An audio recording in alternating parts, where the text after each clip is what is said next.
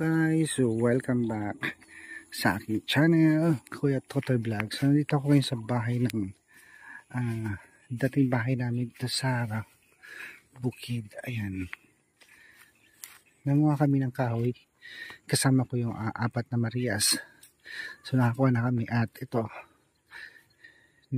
nanguha sila ng kalamansi kasi may bunga yung kalamansi ng tanim ng nanay ko dati, guys. Wala na nakatira dito kasi nakakatakot.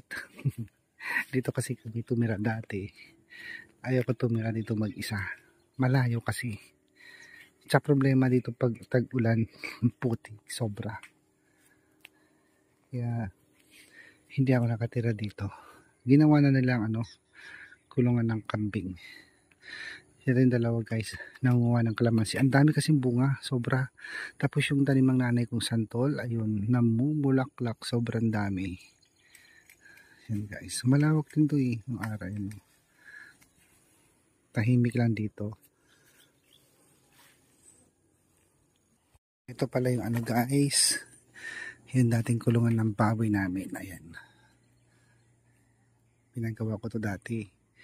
Yan lang, hindi na ako nagbaboy kasi mahirap ng tubig dito.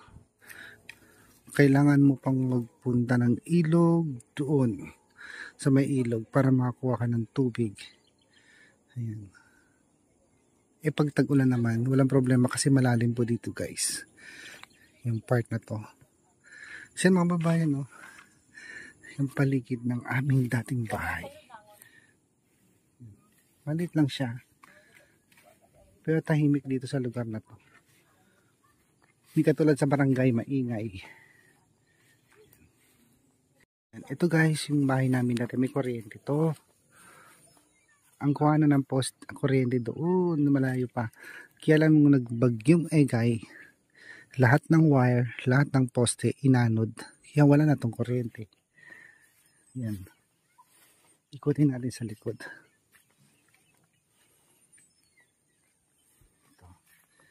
Naaalala ko na itong bintana na to, guys. Yan, yung bintanang yan, dyan lagi nakaupo ang tatay ko, nakadungaw dito siya lagi nakaupo. Pag dumarating ako dati, pag galing ako sa labas, dito ko siya nakikita. Ayan. Tapos may nilagay ako dito, ayan, tungtungan ng aking kalapati kasi meron akong alagang kalapati. Nagsilayasan din, wala na. Ito na pala yung tanim nilang kamyas, pero wala siyang bunga, guys, pero marami siyang bulaklak. Ay, ito pala yung avocado. Tabi-tabi po, kukuha lang, pahingiyapong ko ang dahon, ilalaga ko lang, guys. Tabi-tabi po, pahingi lang ako po. Yan. Masarap tong inumin, parang tsaa. Kasi pag may ubo ako, ito, ganda sa inumin. Yung dahon ng guanaba, sariwa. Guys, thank you po. Tabi-tabi po, guys. Pati lang, salamat. May ilalaga na ako. Meron pa ditong kalamansi. Tignan natin kung may bunga.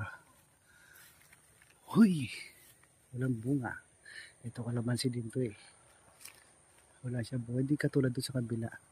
Ang dami siyang bunga, guys. Yan. Nung nakatira kami dito, malinis ang paligid, as in wala kang makikita ng ganitong damo. Sinasagad ko yan.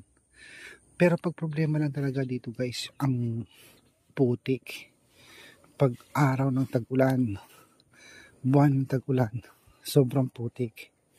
Pag lalabas ka, pupunta ka doon sa kalsada, kailangan mo nakabota. Magsusuot ka ng bota. Sobrang putik. So, tinataniman namin ito ng nanay ko ng kamatis, talong, ampalaya. Ang ganda dito dati. Sayang. Sarap lang balikan yung mga memory. nabubuhay pa sila. Pero ngayon wala na. Tsaka may tanim dito yung antik ko na kardis. Wala yung bunga. Dito yung kardis Masarap din to Ayan, yung kardis guys. May bunga siya pero kunti lang. Mahirap kumuha kasi baka magalit yung nagtanim. May mga tanim silang kardis. Ayan guys.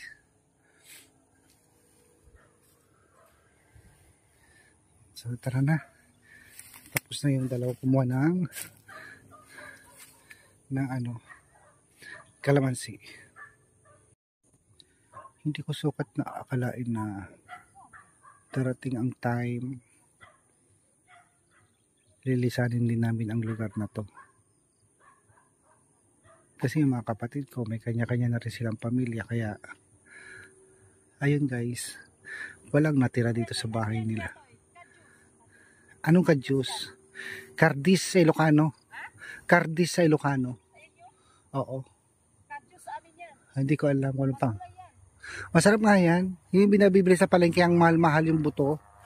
Mahal yung buto niya. O tara na kasi madilim na. Delikado. Ayan naman yung dalawa guys. Andun sila nangunguha ng sampalok. Ang dami. Maraming prutas pag summer.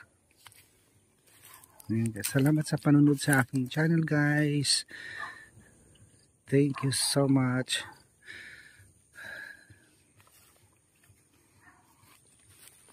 Sana buhay pa yung nanay tatay ko para maganda dito. Ito na yung tanim ng suka ng nanay ko. Galing Davao to sa yung mga prutas suha na nabibili. Pinunla niya, tumubo, tinanim, ayan, nabuhay na siya. May tinik din. Ayan. Tara na kasi gabi na.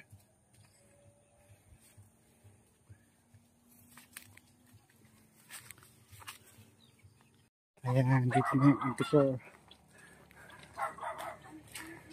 Auntie, samahan kita sa banggid. Samahan kita sa banggid. Dito sa banggid. Sa banggid, punta tayo sa banggid. Sa Cebuana. Kasi sana all. Ayan guys. Uwi na kami. Nagkayo kami, Jiko Jiko ka ni Auntie Elsa dati. Sige, matang ladi dyan. Ano, kayo, marupog lang.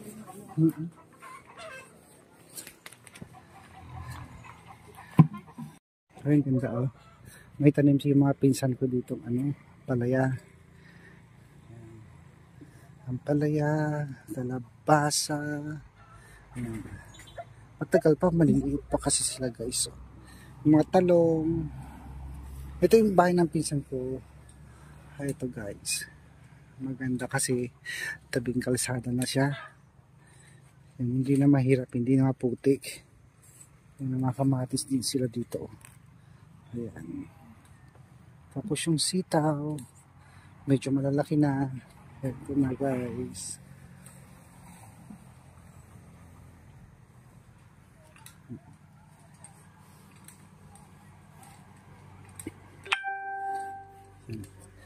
Okay guys, thank you so much. Uwi na kami.